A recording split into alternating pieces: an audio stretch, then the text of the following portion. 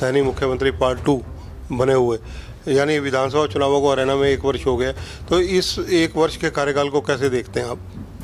बिल्कुल कॉमेडी भरा।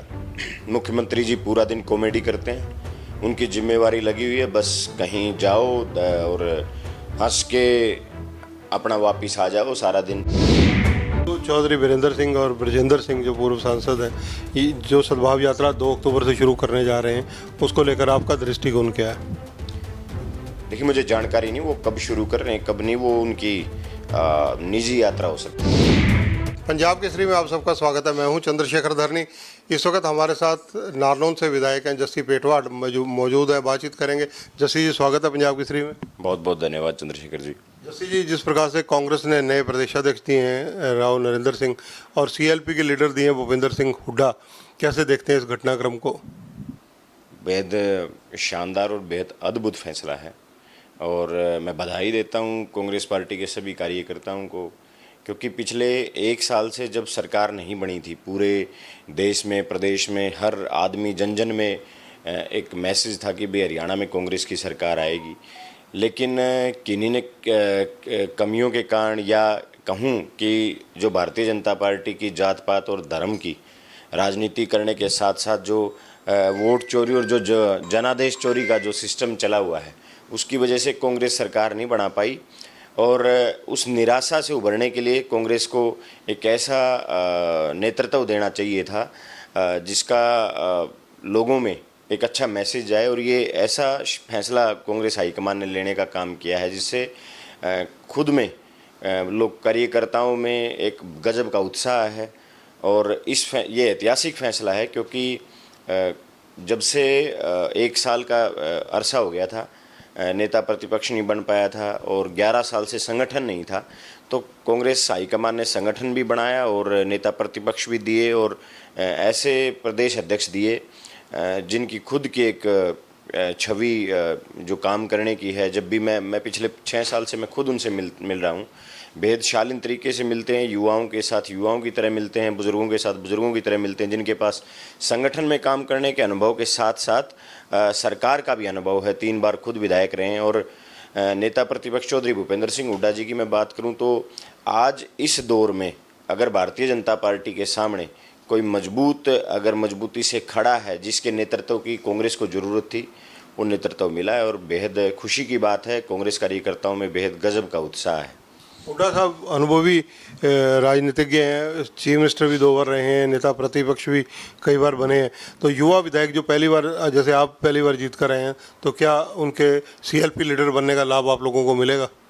निसंदेह मिलेगा और वैसे तो उनका लाभ मिला है, उनके अनुभव का मुझे ईमानदारी से कहूँ, पर्सनली काफ़ी चीज़ें विधानसभा सेशन के दौरान सीखने को मिलती है। मेरा तो पहला ही क्वेश्चन था मेरा, और उसमें मेरे से थोड़ी सी चूक हो गई थी पूछने से, लेकिन उन्होंने खड़े हुए और स्पीकर को कहा कि ये जितने नए विधायक आए, पहली बार आए हैं, थोड़ी सी इनको मौका देना चाहिए।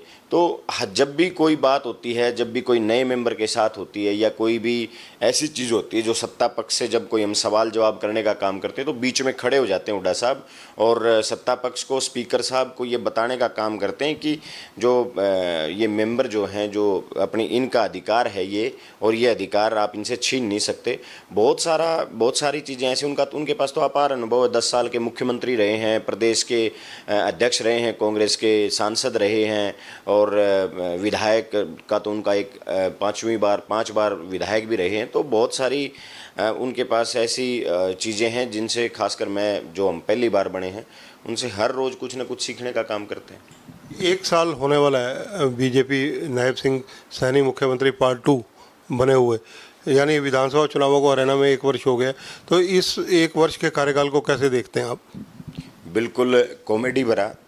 मुख्यमंत्री जी पूरा दिन कॉमेडी करते हैं, उनकी जिम्मेवारी लगी हुई है बस कहीं जाओ और हंस के अपना वापिस आ जाओ सारा दिन। अब पूरा प्रदेश जहां बाढ़ में डूबा हुआ है, हैरानी की बात आपको बताता हूं, हिसार जिला 70% बाढ़ से डूबा हुआ है और फसलें ख़त्म होगी। गांव में पानी भरा हुआ, पानी से घर तबाह हो गए, और मुख्यमंत्री जी केवल 5 किलोमीटर दूर एयर शो करके आए। वहीं उस एयर शो जहां उन्होंने किया, उससे केवल 5 किलोमीटर दूर के सारे गांव डूबे हुए हैं। मुख्यमंत्री जी एक बार भी नहीं गए। एक दफ़ा मुख्यमंत्री जी हाँसी गए बाढ़ग्रस्त इलाके का दौरा करने, और नारनौंद के भी काफ़ी गांव थे जिस दिन उन्होंने दौरा करना था, हाँसी के भी काफ़ी गांव थे, उकलाना के भी काफ़ी गांव में जाना था, सब कैंसिल कर दिया और हाँसी के उन 2 गांवों में गए जहां ज़्यादा नुकसान नहीं था। और कमाल की बात यह है, ये पहली सरकार ऐसी है, सीरियसनेस इस सरकार की इतनी है, जब कोई बाढ़, जब कोई विपदा, जब कोई आपदा आती है तो उसमें सरकार हमेशा रात पैकेज जारी करती है। हैरानी की बात है, नरेंद्र मोदी जी पंजाब गए, 1500 करोड़ रुपए दिए, हालांकि ऊँट के मुंह में जीरा था। हिमाचल गए, 1600 करोड़ रुपए दिए। हरियाणा ना तो नरेंद्र मोदी जी आए, ना एक सिंगल रुपया हरियाणा को इस रात पैकेज दिया। खुद मुख्यमंत्री नायब सैनी जी, जिन्होंने एक सिंगल पैसा अब तक हरियाणा के इस आपदा में राहत कोष में या इस आपदा में कोई पैकेज जारी नहीं किया गया, ये इस सरकार के और इस मुख्यमंत्री जी की सीरियसनेस दिखाता है। जिस प्रकार से अब कांग्रेस 1 साल के समय में जो बीजेपी सरकार की गतिविधियां रही, इसको लेकर क्या सड़कों पर भी उतरेगी?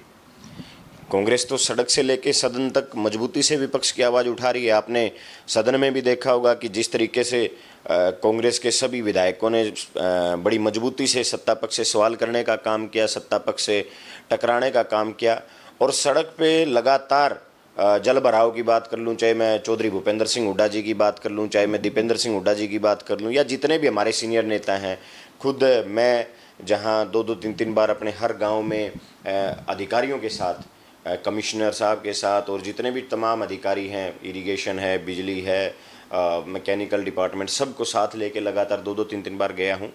और कांग्रेस लोगों में हमने विश्वास पैदा करना है और हम पैदा करेंगे बड़ी मजबूती के साथ कि कांग्रेस ही बीजेपी का विकल्प है, और सदन से लेकर सड़क तक बड़ी मजबूती से हम इस हरियाणा प्रदेश की जनता की लड़ाई को लड़ने का काम करेंगे। जो चौधरी वीरेंद्र सिंह और ब्रजेंद्र सिंह जो पूर्व सांसद हैं, ये जो सद्भाव यात्रा 2 अक्टूबर से शुरू करने जा रहे हैं, उसको लेकर आपका दृष्टिकोण क्या है? देखिए, मुझे जानकारी नहीं वो कब शुरू कर रहे हैं, कब नहीं, वो उनकी निजी यात्रा हो सकती है। और बिल्कुल अच्छी बात है, मैं शुभकामनाएं देता हूँ ब्रजेंद्र सिंह जी को कि कांग्रेस में जितने कार्यक्रम होंगे अच्छी बात है, जितने लोग कार्यक्रम करेंगे करने चाहिए। कांग्रेस के बारे में जन जन तक नीतियाँ पहुँचाने की जिम्मेवारी तो हम सब की है। राव नरेंद्र सिंह को लेकर इनेलो ने कल प्रेस कॉन्फ्रेंस की। रामपाल माजरा जो प्रदेशाध्यक्ष हैं इनेलो के, उन्होंने CLU कांड और CD कांड को सार्वजनिक दोबारा से एक बार करने का काम किया। मैं इंडियन नेशनल लोकदल को केवल एक बात कहना चाहता हूँ, शायद जो चाबी भरी गई है ना बीजेपी के द्वारा, उनको उस स्पीड को रोकने की ज़रूरत है। वो भूल चुके हैं कि 11 साल से भारतीय जनता पार्टी की सरकार है। वो कमाल की बात ये है कि INLD पूरा दिन बीजेपी की प्रवक्ता बनी बैठी है। कांग्रेस सवाल पूछ रही है बीजेपी से, कांग्रेस सवाल कर रही है सरकार से, और INLD उल्टा उनकी प्रवक्ता बन के जवाब देती है, उल्टा कांग्रेस के ऊपर इल्ज़ाम लगाती है। वो शायद भूल चुके हैं कि 11 साल से प्रदेश में भारतीय जनता पार्टी की सरकार है, और INLD को बीजेपी की प्रवक्ता बनना बंद कर देना चाहिए, नहीं तो जो 2 सीटें आई हैं वो भी खत्म हो जाएंगी। धन्यवाद जस्सी पेटवाट जी। तो ये हैं जस्सी पेटवाट, इन्होंने कई राजनीतिक सवालों और विशेषकर हरियाणा की राजनीति में जो कांग्रेस के अंदर परिवर्तन हुआ है उसको लेकर अपनी प्रतिक्रिया दी है। कैमरामैन संजय सिंह के साथ चंद्रशेखर धरनी, पंजाब केसरी TV, चंडीगढ़। हमसे जुड़े रहने के लिए हमारे YouTube चैनल को सब्सक्राइब करें और नई वीडियो की नोटिफिकेशन के लिए बेल आइकॉन को दबाएं। अगर आप ये वीडियो Facebook पर देख रहे हैं तो लाइक जरूर करें और ज्यादा से ज्यादा शेयर करें। धन्यवाद।